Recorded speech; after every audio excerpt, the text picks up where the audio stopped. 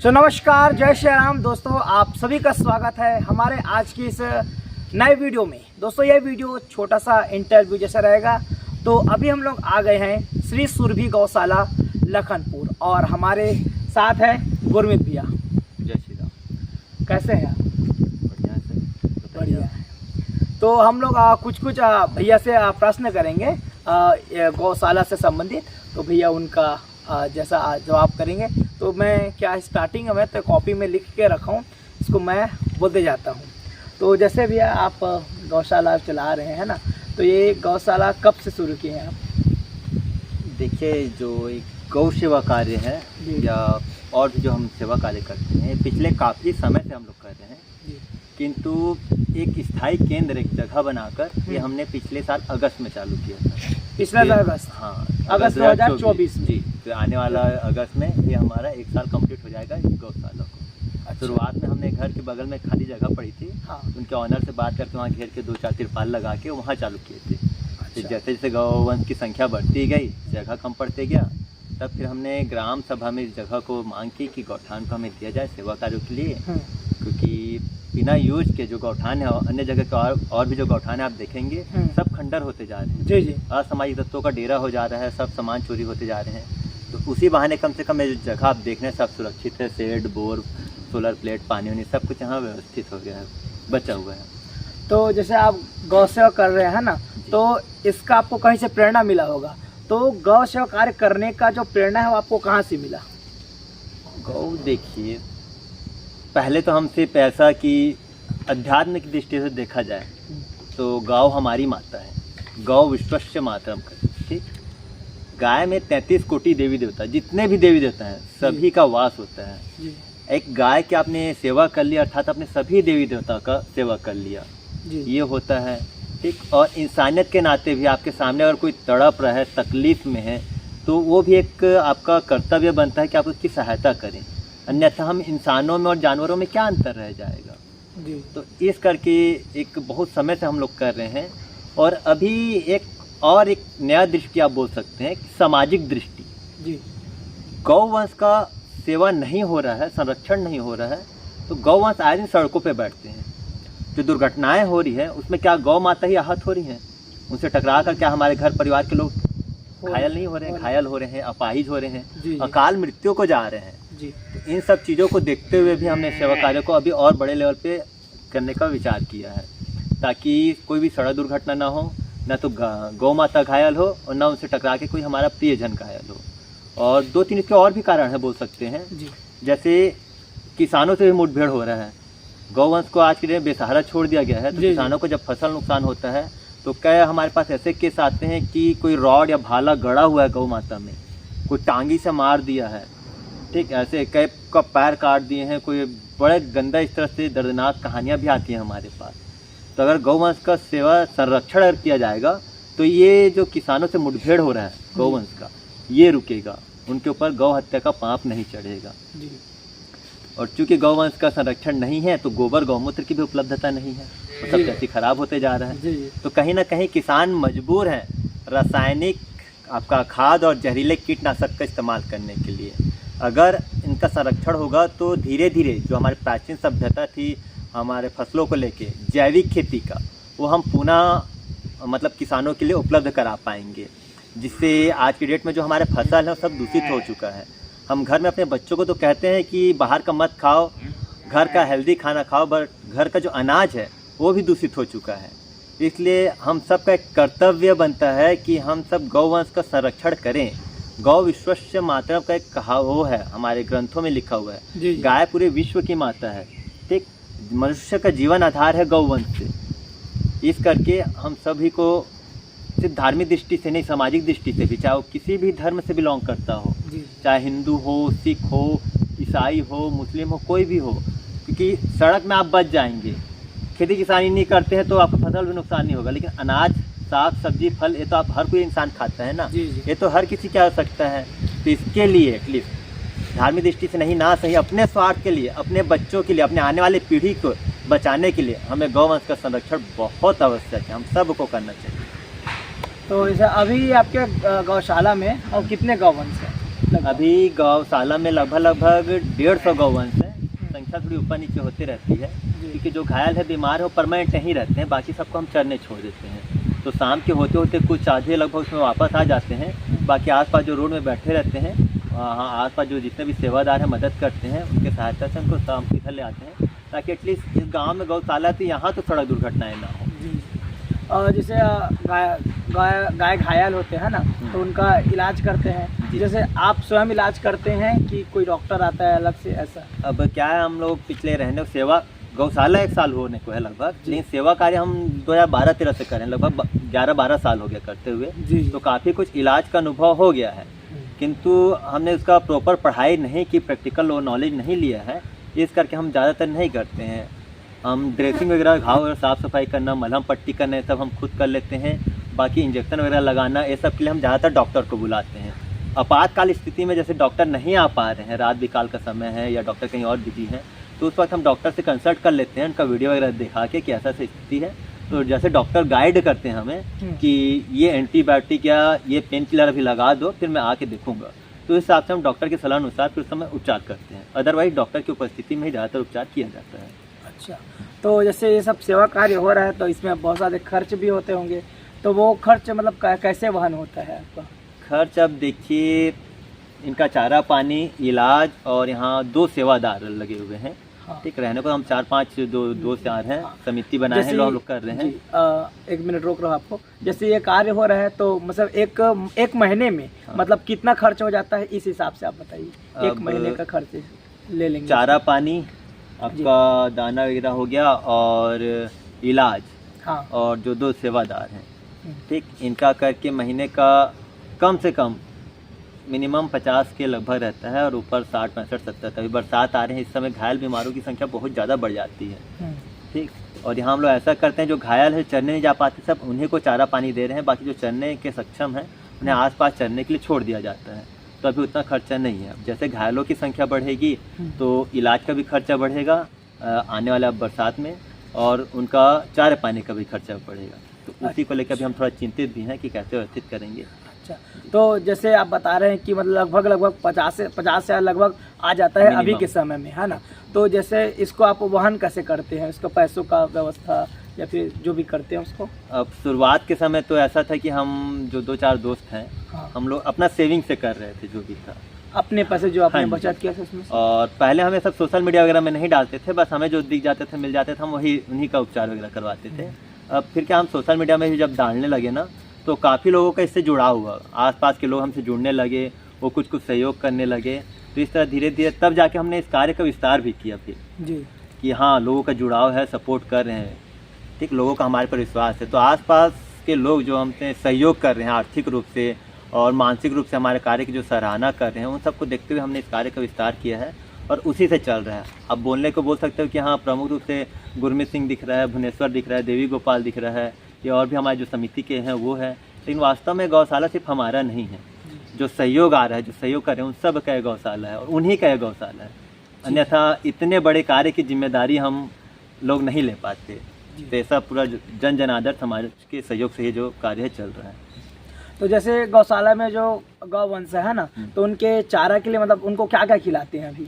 चारा जो यहाँ स्थायी रूप से रहते हैं, उन्हें पैरा कुट्टी और पशु आहार जो अपने मार्केट में मिल जाता है वो, और चोकर, और थोड़ा बहुत गुड़ हो गया, नमक, ऐसा मिला वगैरह के उन्हें दे दिया जाता है 2 टाइम। अच्छा। और हफ्ते में 2 या 3 बार जो हरी साग सब्जियाँ आ जाती हैं मार्केट से, तो वो करते हैं। वो रेगुलर नहीं हो पाता, हफ्ते में 2 या 3 दिन बीच में ऐसे दिया जाता है। हाँ, और जैसे गौ सेवा कर रहे हैं ना, तो गौ सेवा से अतिरिक्त आप लोग और कुछ सेवा कार्य कर रहे हैं, तो और क्या क्या कार्य कर रहे हैं सेवा के क्षेत्र में?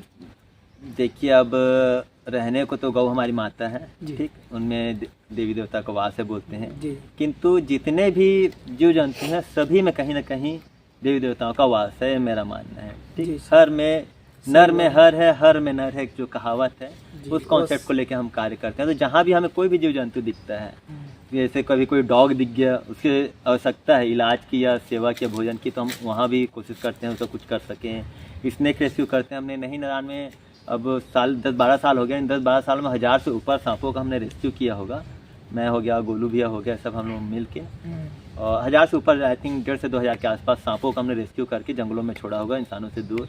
उनके लिए करते हैं, डॉग के लिए करते हैं। अभी एक यहीं गौशाला में ही एक चिड़िया का घोंसला था, बाज का, वो गिर गया है, तो उसके बच्चे का पैर भी टूट गया है। अच्छा। तो उसे भी हमने रखा हुआ है, उनके भोजन की व्यवस्था कर रहे हैं, इलाज पानी यहाँ चल रहा है। तो इस तरह मतलब जहाँ भी हमें दिखता है कि हाँ आवश्यकता है, वहाँ हम कोशिश करते हैं खड़े होने का।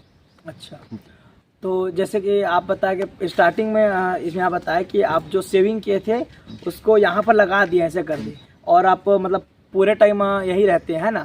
तो जैसे कि आप अपने खर्चे के लिए क्या करते हैं? आप कोई जॉब करती हैं या कैसे करते हैं अपने, क्योंकि पर्सनल खर्चा भी होता है ना, तो उसके लिए आप कैसे करते हैं, क्या करते हैं, ये बताइए। जॉब मैं कर रहा था, मार्च तक मैं जॉब किया हूँ, मार्च से मैं जॉब भी छोड़ दिया हूँ, अप्रैल से मैं पूरा इसी में हो गया हूँ। ठीक, तो उसके इधर जो 2-3 महीने कुछ सेविंग था थोड़ा बहुत, उससे अभी खर्चा चल रहा है। बाकी आगे अभी कुछ रोजगार के लिए मैंने और कुछ सोचा है, पार्ट टाइम जो सुबह शाम से कर सके, मतलब तो इसके साथ साथ। हाँ जी, क्योंकि यहाँ अब जो गौ वंशों की सेवा के लिए आ रहा है, उसमें से अपना लेना मुझे उचित नहीं लगा जी। ठीक, तो यहाँ भले 2 सेवादार हैं, उन्हें यहाँ पेमेंट दिया जाता है, और बाकी हम अभी निस्वार्थ भाव से ही सेवा कर रहे हैं, जो अपना खुद का खर्चा है, और बाकी क्या ही खर्चा है, घर में खाना मिल जा रहा है। हाँ। और थोड़ा बहुत गाड़ी का खर्चा है, यहाँ कभी कहीं इलाज के लिए चल गए या कहीं कुछ चल गया, ऐसे करते हैं। हाँ। तो बस अपना एक ही खर्चा है, सिर्फ मोटरसाइकिल का बोल सकते हैं। अच्छा जी। तो जैसे ये कार्य आप लोग कर रहे हैं ना, तो लोगों से आपको मदद मिल रहा है ना, लोग सहायता कर रहे हैं, तो क्या अभी तक सरकार की तरफ से कुछ मदद मिला है या कुछ ऐसा? सरकार की तरफ से तो ऐसा कुछ नहीं मिला है बोल सकते हैं। रहने के जो गौठान है सरकारी योजना के तहत बना था, जो कि अभी निष्क्रिय पड़ा हुआ था, तो ग्राम पंचायत हमें मिल गया है, तो यही एक मिला है बोल सकते हैं। बाकी बातचीत चल रही है कुछ जगह पे, कुछ अधिकारियों से और कुछ मंत्रियों से कि कुछ सहयोग मिल जाए ताकि इस कार्य को विस्तार किया जा सके, क्योंकि बरसात में बहुत ज़्यादा आवश्यकता पड़ने वाली है, और बरसात में बहुत ज़्यादा केसेस आते हैं। तो उससे पहले अगर कुछ हो जाता, व्यवस्था कुछ सहयोग मिल जाता तो उचित रहता, ऐसा मेरा सोचना था। और लगे हुए हैं, कुछ जगह बात हुई है, हो सकता है कुछ सहयोग मिल जाए जी। जैसे अभी वर्तमान समय में इसमें एक गौठान में, गौशाला में, है ना, बहुत सारी चीज़ों की आवश्यकता होती है, तो अभी वर्तमान समय में ऐसे क्या क्या चीज़ व्यवस्था है जो अभी आपके पास है यहाँ?